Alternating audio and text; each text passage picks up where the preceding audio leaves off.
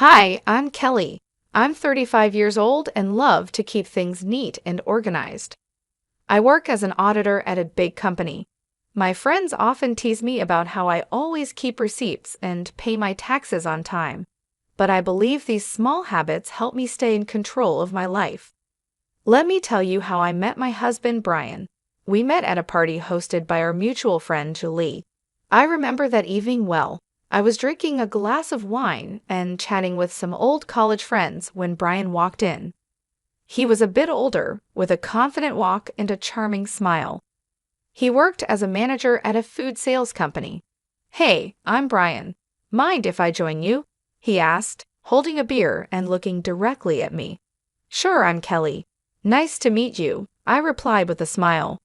We started talking, and I was surprised by how easy it was to chat with him. We discovered that we both loved hiking and had a shared passion for classic rock music. A few months into our relationship, Brian invited me to his sister Lauren's barbecue. It was my first time meeting his family, and I was a bit nervous. When we arrived, Lauren greeted us warmly, but her 5 kids were a different story. They were running around, screaming, and throwing toys everywhere. "Hey Lauren, this is Kelly," Brian said, introducing me. "Nice to meet you, Kelly. These are my little rascals, Paul, James, and Helen," Lauren said, barely holding onto James, who was trying to squirm out of her grasp. "Nice to meet you all," I replied, trying to hide my discomfort. As the evening went on, the kids got wilder. They were climbing on furniture, throwing food, and yelling at the top of their lungs. I looked at Brian, hoping he would say something, but he just smiled and shrugged. "Aren't they just full of energy?" he said with a chuckle. I forced a smile and said, "Yeah, they sure are." As Brian and I got closer, we started talking about our future together. He proposed to me during a hike on top of a beautiful hill overlooking the valley. It was simple and sweet, just the way I liked it.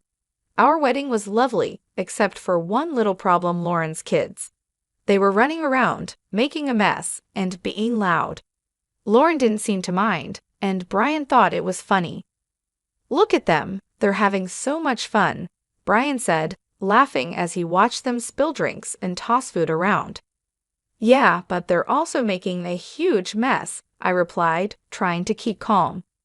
"Oh, come on, Em, they're just kids. Let them enjoy," he said, shrugging it off. I didn't want to spoil our special day by arguing, so I let it go, hoping things would get better once we settled into our new life together. After we got married, Brian and I decided to buy a house. We had been living in a rented apartment, but we wanted a place of our own. I was really excited about this new chapter in our lives. One evening after work, Brian and I sat down to talk about our finances and how we would manage the costs for our new home. "Kelly, we need to figure out how we're going to split the costs," Brian said, leaning back on the couch. "Yeah, I've been thinking about that too," I replied. "I can handle the furniture, appliances, and some art pieces. What about you?" "Well, I was thinking I could buy you a new car. I know your old one is giving you trouble," Brian suggested. I was surprised and happy. "Really? That would be amazing. My car is practically falling apart." "Yeah, I've seen it struggle. It's time you had something reliable," he said with a smile. We started house hunting right away. After a few weeks of looking, we found a beautiful house that we both loved. It was a bit expensive, but we decided it was worth it. Moving in was a busy process, but I was excited about decorating our new home. I spent a lot of time picking out furniture and appliances, making sure everything was nice and stylish. One Sunday, Brian surprised me with a new car. It was a sleek, shiny sedan, and I was thrilled. "Brian, this is incredible. Thank you so much." I hugged him tightly and exclaimed, "Thank you so much, Brian. This means a lot to me." "You're welcome, Kelly. You deserve it," he said, looking proud of himself. As we settled into our new home, things seemed to be going well. We both enjoyed our jobs and loved coming home to our cozy house. But small things started to bother me. Brian's laid-back attitude, which I once found charming, was beginning to annoy me, especially when it came to household chores. "Brian, can you help me with the dishes tonight?" I asked one evening after dinner. I had a long day at work. Can't we just leave them for tomorrow?" he replied, looking at me with pleading eyes. "Brian, we can't keep putting things off. I'm tired too, but we need to keep this place clean," I insisted. "Fine, I'll do it," he said with a heavy sigh as he got up from the couch. A few months into our marriage, I started worrying because I couldn't get pregnant. It was really stressing me out. I went to the doctor, and he told me to be patient, that it would happen when the time was right. Still, it was hard not to worry about it. Meanwhile, Brian's sister, Lauren, with her 5 kids, was visiting a lot. Lauren lived in a neighboring state, but you'd think she lived next door with how often she was around. Every time she came over, she'd unload all her problems with her husband on me. It was non-stop. During dinner, while we were trying to relax, she'd be at it, talking about her issues. "Kelly, you won't believe what Richard did this time," Lauren would start, rolling her eyes. "Lauren, can we talk about something else for once?" I'd ask, trying to steer the conversation away from her marital drama. "Oh, come on, Kelly, I need to vent." "You're the only one who understands," she'd reply, not getting the hint at all. And her kids were a nightmare. As soon as they stepped into our house, it was like a circus. They'd run around, fighting with each other, throwing food, and just being loud. After a long week at work, all I wanted was some peace and quiet, but that was impossible with those kids around. "Guys, can you calm down, please?" I'd say, trying to keep my cool as they tore through the living room. "Why are you always so uptight, Kelly?" Lauren would snap at me whenever I tried to get her kids to behave. "They're making a mess, Lauren. I just cleaned the house," I'd respond, feeling my patience wearing thin. "Well, maybe if you had your own kids, you'd understand," she shot back one day, her words hitting me like a punch in the gut. I was shocked by how insensitive she was, especially since she knew how hard I was trying to get pregnant. It felt like a slap in the face, and I couldn't believe Brian didn't say anything to defend me. "Brian, are you going to let her talk to me like that?" I asked, my voice trembling with anger and hurt. "Kelly, calm down. You're making a big deal out of nothing," he said, taking her side again. "A big deal out of nothing? She just insulted me in my own home," I shouted, feeling tears start to form. I was so fed up. I couldn't keep living like this, constantly being disrespected in my own home, with my husband always siding with his sister. It was clear that something had to change, and soon. One Sunday, Lauren showed up with her 5 kids. She dumped them on me and said, "Kelly, I need a break from parenting. I'm going shopping." I couldn't help but chuckle at her mention of parenting. The woman barely knew what that meant. Every time she was here, it was like a zoo. "Fine, Lauren, but you better be quick," I said, already feeling stressed. "Thanks, Kelly, you're a lifesaver," she chirped, grabbing her purse and bolting out the door before I could say anything else. Great, I thought, just what I needed. I was in the kitchen trying to cook dinner. It's a long process, and I like things done right. But with those kids running wild, it was impossible to focus. They were yelling, running around, and making a mess. "Guys, can you keep it down?" I shouted from the kitchen, hoping they'd listen for once. Of course they didn't. Suddenly, I heard a loud crash. My heart sank. I ran into the living room, and there it was, my grandfather's antique Chinese vase shattered on the floor. My chest tightened with anger and frustration. What happened here? I screamed, looking at the kids who were now standing still, looking guilty. "We were just playing," one of them mumbled, not meeting my eyes. "This vase is priceless. It's from my grandfather. Do you have any idea what you've done?" I was livid, shaking with anger. Just then, Brian walked in, looking all calm and clueless. "What's going on, Kelly?" "Your nephews just broke my grandfather's vase. Look at this mess." I pointed at the shattered pieces on the floor. "Calm down, Kelly. It's just a vase. We can get it fixed, Brian said, shrugging like it was no big deal. Just a vase? This isn't about the vase, Brian. It's about respect. I'm tired of this. Every time Lauren comes over, our house turns into a mess. And you don't care, I shouted, my voice cracking with frustration. Just then, Lauren walked in with shopping bags, looking annoyed. What's all this yelling about? Your kids broke my grandfather's vase, Lauren. Look at this mess. I pointed at the floor, trying to hold back my tears. Well, maybe you should have kept a better eye on them, Kelly, she said, not even bothering to apologize. Are you kidding me? They're your kids, Lauren. I shouldn't have to watch them. I was furious, my hands shaking with anger. Brian just shook his head, looking annoyed. You're overreacting, Kelly. Just drop it. Overreacting? I've had enough of this. I'm tired of being treated like I don't matter in my own home, I screamed, the tears finally spilling over. Brian just stood there, silent and cold, while Lauren smirked like she had won something. I couldn't take it anymore. I stormed out of the room, feeling a mix of anger, hurt, and betrayal. We've been dealing with Lauren and her kids' chaotic visits for months, but I had no idea what was coming next. One morning, Brian was sitting at the kitchen table, munching on his toast, when he casually dropped a bombshell on me. Kelly, I need to tell you something. Lauren's getting divorced, and she's moving in with us with the kids for a few months, he said, like he was just telling me the weather. I almost dropped my coffee. What? Are you serious? Our house is already a madhouse when they visit for a day. How are we supposed to handle them living here for months? She's my sister, Kelly. She needs our help. You need to be more understanding, he said, looking at me like I was the one being unreasonable. Understanding? I've been more than understanding, Brian, but this is too much. Why can't we rent a place for her nearby? I'll even pay for the first month's rent, I suggested, trying to keep my cool. No, she'll be better off here. Plus, you can help with the kids and keep things clean, he said like it was the most obvious thing in the world. I'm not a babysitter, Brian.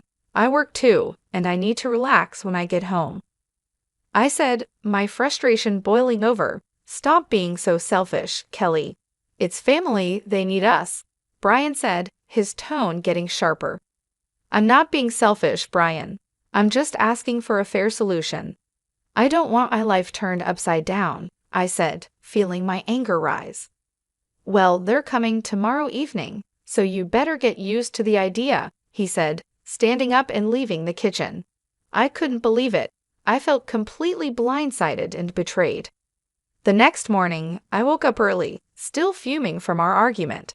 I got dressed for work and went to grab my car keys, but they were nowhere to be found. When I called Brian, he answered, sounding way too calm for my liking. I took the car. It's mine, remember? I'm giving it to Lauren so she can use it for the kids, he said. I was stunned into silence for a moment. You're giving my car to Lauren? Are you serious right now? It's not your car, Kelly. I paid for it, and she needs it more than you do, he said, sounding matter-of-fact. That's the last straw, Brian. You've taken everything from me, and I'm done, I said, my voice shaking with anger. What are you talking about? Don't be dramatic, Kelly, he said, clearly not understanding. I stood there in the hallway, holding my phone, unable to believe what was happening. It felt like a nightmare I couldn't wake up from. How had things gotten so bad? I picked up the phone and called a moving company. Hi, I need a team to move some furniture and appliances today. It's urgent. The movers arrived a couple of hours later. I showed them around the house, pointing out the items to be moved. Take everything, the beds, sofas, chandeliers, even the faucets in the bathroom. The movers got to work, and soon the house started to look empty. I felt a strange sense of relief watching them carry out each piece of furniture. As the last item was loaded onto the truck, I directed them to my mom's house. Everything goes there. Thanks for the quick work, guys, I said, handing them a tip. With the house now bare, I grabbed my essentials and headed to my mom's place. A few hours later, my phone started buzzing. It was Brian calling repeatedly. I ignored the calls, feeling a mixture of anxiety and empowerment. That evening, there was a loud knock on my mom's door. I opened the door to find Brian standing there, looking furious. "What the hell, Kelly? What did you do?" he shouted as he stormed into the living room. "I took my stuff, Brian. You took the car, so I took what I bought," I said, keeping my voice calm. "This is insane. You stripped the house bare. Where are Lauren and the kids supposed to sleep?" he yelled, his face red with anger. "That's your problem, Brian. You made this mess, now you deal with it," I replied, crossing my arms. "You're a thief, Kelly. You stole everything," he shouted, waving his arms around. "I didn't steal anything. Here are the receipts," I said, pulling out a folder and showing him the proof of purchase for all the furniture and appliances. He looked through the receipts, his anger turning to frustration. "Fine, Kelly. If this is how you want to play it, I'll file for divorce." I took a deep breath and handed him a stack of papers. "Already done. Here are the divorce papers. Sign them, and we're done." He stared at the papers, his face pale. "You're really serious about this, aren't you?" "Dead serious, Brian. I deserve better than this," I said, feeling a strange sense of calm wash over me. He took a pen from his pocket, signed the papers without another word, and handed them back to me. "Fine, Kelly. Have it your way." I watched as he turned and walked out of my mom's house, the door slamming behind him. I stood there for a moment, feeling a mix of relief and sadness. It was over, and I knew it was the right decision. That night, I sat down with my mom and talked about everything that had happened. She was supportive and agreed that I had made the right choice. "Kelly, you've been through a lot. It's time you focused on yourself and your happiness," she said, giving me a comforting hug. "Thanks, Mom. I just need some time to figure things out," I replied, feeling a weight lifted off my shoulders. Over the next few days, I started to settle into a new routine. I began organizing my new space at my mom's house and planning my next steps. It was a fresh start, and for the first time in a long time, I felt hopeful about the future. I knew the road ahead wouldn't be easy, but I was ready to face it. I had taken back my life, and there was no turning back. After divorcing Brian, we sold our house and split the money. It was time to set up my own place. My mom's house was great for a while, but I needed my own space. One afternoon, I was sitting in the kitchen with my mom, looking at listings on my laptop. "Mom, I think I found a place that looks perfect. It's a small apartment downtown, close to work," I said, showing her the pictures. She looked over my shoulder and smiled. "That looks nice, Kelly. Have you called the realtor yet?" "Not yet, but I'm going to do that right now," I said, feeling a bit excited. I dialed the number and waited for the realtor to pick up. After a few rings, a friendly voice answered. "Hello, this is Larry. How can I help you?" "Hi, Larry. My name is Kelly. I'm interested in the apartment you have listed downtown. Is it still available?" I asked, crossing my fingers. "Yes, it's still available. Would you like to schedule a viewing?" he replied, sounding hopeful. "Absolutely. How about tomorrow afternoon?" I suggested, trying to sound calm. "That works for me. I'll see you at 4 p.m., Larry said before we ended the call. The next day, I headed downtown to meet Larry and check out the apartment. When I arrived, he was waiting outside the building with a friendly smile on his face. "Hi, Kelly. Nice to meet you. Let me show you around," he said, shaking my hand. The apartment was small but cozy, just what I needed. It had a nice kitchen, a spacious living room, and a small balcony with a decent view of the city. "This place is perfect, Larry." "I'll take it," I said, feeling a sense of relief. After signing the lease and getting the keys, I started planning my move. I wanted to make this new space my own, a fresh start. I spent the next few days packing up my things at my mom's house and arranging for movers to help me with the big stuff. On moving day, my mom and a couple of close friends came over to help. As we loaded the last box into the moving truck, I felt a mix of excitement and nervousness about this new chapter in my life. "Kelly, this is going to be great for you. A fresh start is just what you need," my mom said, giving me a reassuring hug. "Thanks, Mom. I'm really looking forward to it," I replied, smiling.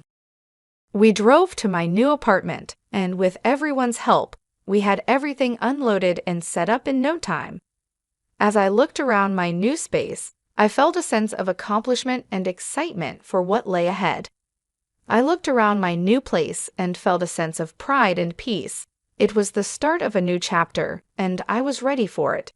That evening, I invited my mom and friends to stay for dinner to celebrate the move. We ordered pizza and sat on the floor, surrounded by boxes and laughter. "Cheers to Kelly and her new place," my friend Julie said, raising her glass of soda. "Thanks, guys. I really appreciate all your help and support," I said, feeling grateful. As the night went on, we talked and laughed, and for the first time in a long time, I felt truly happy and free. After the party, as I sat on my balcony looking out at the city lights, I thought about everything I had been through and how far I had come. I was proud of myself for taking control of my life and making the changes I needed. I heard from some mutual friends that Brian used his share of the money to buy a small apartment. Now he's living there with Lauren and her 5 kids. Brian's working 2 jobs to keep up with the bills while Lauren still isn't working. They're fighting all the time. One day, out of the blue, Brian called me. I was surprised to see his name pop up on my phone, but I decided to answer, curious about what he had to say. "Hello, Brian. What's up?" I answered, trying to keep my voice neutral. "Kelly, please just hear me out," he started, sounding desperate. "I know I messed up. I'm so sorry for everything. I didn't realize how hard it was for you with Lauren's kids." I couldn't help but laugh a little. "Really, Brian? You're realizing this now, after all this time?" "Yeah, I know it's late, but I'm serious. I've been thinking a lot, and I miss you. I miss us. Can we start over? I'm ready to move into your apartment and make things right," he said, his voice almost pleading. I chuckled, shaking my head in disbelief. "Brian, you've got to be kidding me. You think you can just waltz back into my life like nothing happened?" "Kelly, I'm serious. I'll do whatever it takes. I'll even take on more work to make it up to you," he said, sounding more desperate. "Brian, I've moved on. I'm happy now. I'm not looking to go back to that mess," I replied firmly. "Come on, Kelly. We can make it work this time. I've changed," he insisted. I sighed, feeling a mix of pity and frustration. "Brian, it's over. You need to focus on your life and your family." "I'm not interested in going back to that chaos," I said, trying to stay calm but firm. "Kelly, please, I'm begging you," Brian said, his voice breaking with desperation. "Brian, no. I've found peace without you, and I'm not giving that up," I said, standing my ground. "Take care, Brian. I hope you find your way." I hung up the phone, feeling a strange mix of relief and closure. It was clear that Brian was struggling, but I couldn't let his problems drag me back into a situation I had worked so hard to escape. Later that day, I met up with Julie for coffee and told her about the call. We sat in our favorite little cafe, the aroma of fresh coffee and baked goods filling the air. "You won't believe who called me today," I said, rolling my eyes as I stirred my coffee. "Who?" Julie asked, raising an eyebrow and leaning in with curiosity. "Brian. He actually begged me to take him back and let him move into my apartment," I said, shaking my head in disbelief. Julie burst out laughing, nearly spilling her coffee. "Are you serious? What did you say?" I told him no, of course. "I'm not going back to that mess," I replied, smiling at the absurdity of the situation. We spent the rest of the afternoon chatting and laughing, and I realized just how far I had come since my life with Brian. I had built a new life for myself, one that was peaceful and fulfilling. I wasn't going to let anyone take that away from me. The cafe was a cozy spot, with warm lighting and soft music playing in the background, creating the perfect setting for our heart-to-heart conversation. As the sun began to set, casting a golden glow over the city, we decided to take a walk along the river.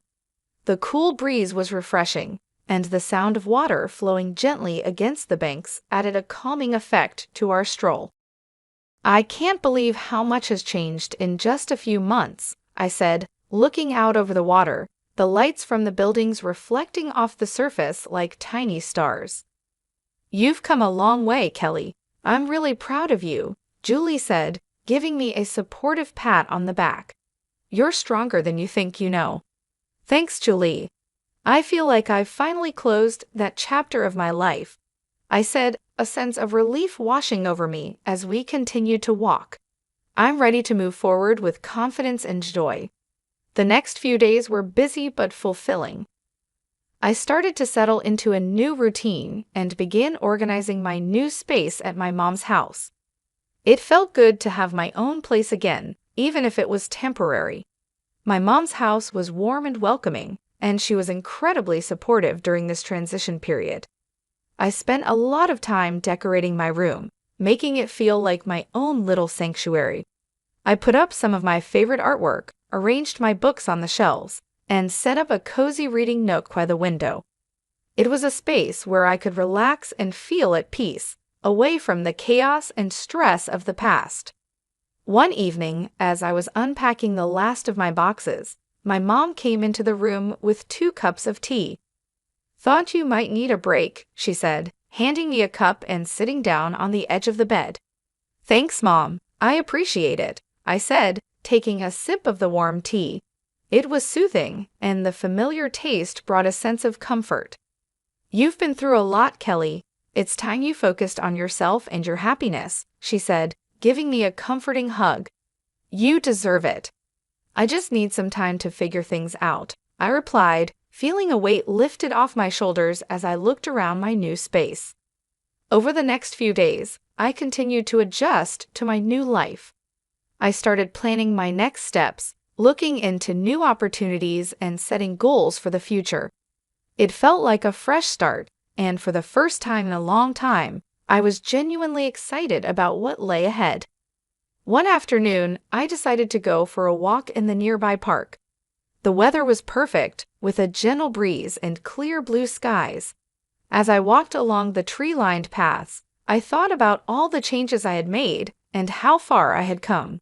I felt a deep sense of satisfaction and peace, knowing that I was on the right path. I bumped into some old friends while walking and ended up spending the afternoon catching up with them. It was great to reconnect and share my experiences, and they were happy to see that I was doing well. We talked about old times, laughed about silly memories, and made plans to meet up more often. It was comforting to know that I had a strong support system and people who cared about me. As the sun set, I headed back to my mom's house, feeling content and hopeful. I knew the road ahead wouldn't always be easy, but I was ready to face it with courage and determination. I had taken back control of my life, and I wasn't going to let anyone or anything disrupt my newfound peace and happiness.